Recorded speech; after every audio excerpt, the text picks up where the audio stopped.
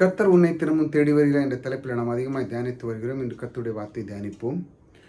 உன் தேவனாகிய கர்த்தரே தேவன் என்றும் தம்மில் அன்பு கூர்ந்து தமது கற்பனைகளை கைக்கொள்கிறவர்களுக்கு அவர் 1000 தலைமுறை மட்டும் உடன்படிக்கையும் தயவும் காக்கிற உண்மை உள்ள தேவனாக இருக்கிறார். ஹல்லேலூயா. பாருங்க, உன் தேவனாகிய கர்த்தர் தம்மில் அன்பு கூர்ந்து, நம்மோடு அன்பு கூர்ந்து நம்மை ரட்சித்திருக்கிறார். நம்மை அவர் தேடி வந்தார். நமக்குள்ளே அவருக்கு இடம் கொடுத்திருக்கிறார். அவருக்குள்ளே இடம் கொடுத்திருக்கார் நமக்காக.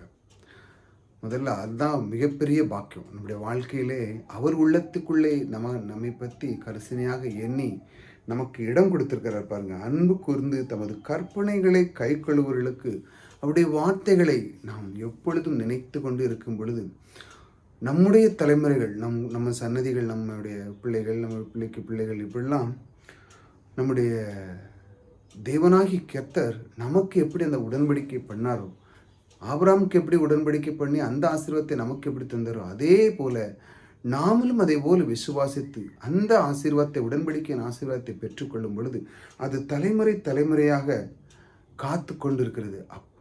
காத்து நமக்கு வழிநடத்தி கொண்டிருக்கிறார். ஏனென்றால் அவர் உண்மை உள்ள தேவன். அவர் வாக்கு மாறாதவர். ஆபிரகாமுக்கு எப்படி கொடுத்த அந்த ஆசீர்வாதத்தை உங்களுக்கும் அவர் தருகிறார்.